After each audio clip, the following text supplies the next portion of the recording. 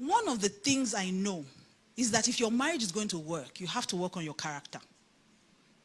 That's the one thing that you cannot play with. No matter how much you try to push character away, it doesn't hide. Character is not something that you can hide. It's like shadow. It will follow you. Once there's light near you, your shadow will show up. Once there's light near you, your character will show up. So these girls may look very pretty and everything, and they probably even came to see some people. But their character is only a matter of time. Someone sent me a message this morning and asked me a question. The person said, I'm in a relationship with a girl, but we're not engaged. There's no public anything. And this girl publicly insulted my mother. Do you think it's still lawful for me to go ahead and marry her? He said, even if she has apologized and she's sorry. Now somebody else will say, what did the mother do to bring that kind of insult? But no matter what the mother did, your character, you must still be able to control yourself. You see, marriage is not going to change who you are. I say it everywhere I go, and I've probably said it here before, that marriage doesn't change anyone. Marriage will not suddenly turn a lizard to a crocodile. It doesn't happen. If you are a lizard before marriage, when you become married, you become a married lizard. So the real thing that you need to do is change your own behavior. Too many people are focused on finding the right person. They're not focused on being the right person. The first step to having a great marriage is you being the right person. That's the very first step. And marriage is character refiner. Now, I've shared with you before. In fact, I think this is the first place I ever shared my story of how I used to be very angry. If you haven't heard it, go and watch the portraits. I used to be a very hot-tempered person. But in marriage, I have not said the first rude word in 17 years to Pastor K. Why? Not the first rude word. No, you are stupid. No, you are mad. No, who you they talk to. No. Touch who you they talk to first. None of those things. Not because he's much older than me. Not to senior me like that too. Even though he argues about it. We were classmates in secondary school. So I can be disrespectful if I want to. Is he always respectable? No. Why? Because he's a human being. And human beings will hume. They will be annoying. They will be frustrating. They will do irritating things.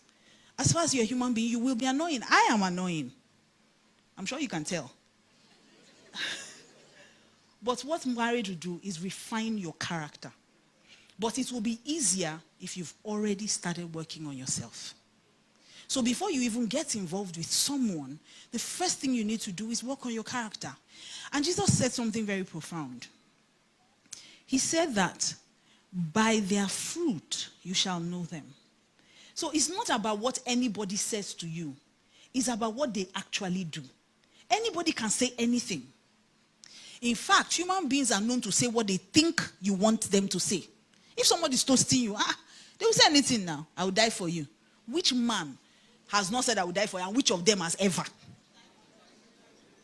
None. Only Jesus. No other man. And men are quick to say that. If you're a man here, you have never said it. You still have some years. It's coming. Because I just felt some resistance a few minutes ago. Somebody saying, I'll never say that. My brother, they come. You go offend, and you will use those lines. So people can say anything, but what are they really showing you? So I see a lot of girls, young girls, today. And you know, for me, I believe that marriage, you save your marriage before it starts. I don't believe in when you get married, that's when you're not. When you get married, it's really, we're just, anything you do after marriage is like treating cough and catarrh in children. You know the cough medicine doctors give you is not for the children, it's for the parents. Oh, you don't know. It doesn't work. They just give you so that you feel like you are doing something. They just give it a few days with some good orange and honey or something. It will go. That's how it is in marriage. In marriage, it's already too late. Anything you saw beforehand that you did not deal with, inside marriage, it's too late.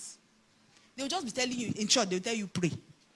It will not be more than that. They will say pray, submit. By your good character, you will change him. You will be there, you'll be bearing it.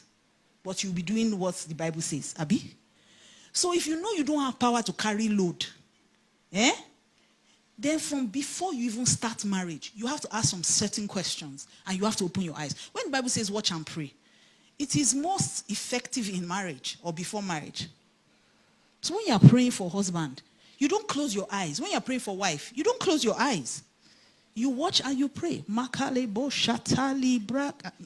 Makarebo shata. Your eyes are wide open because you are watching for signs to be sure whether this person is who they really say they are. Now, this is not to say that there will not be things you will see in marriage that were not there before, but they will not be the major things.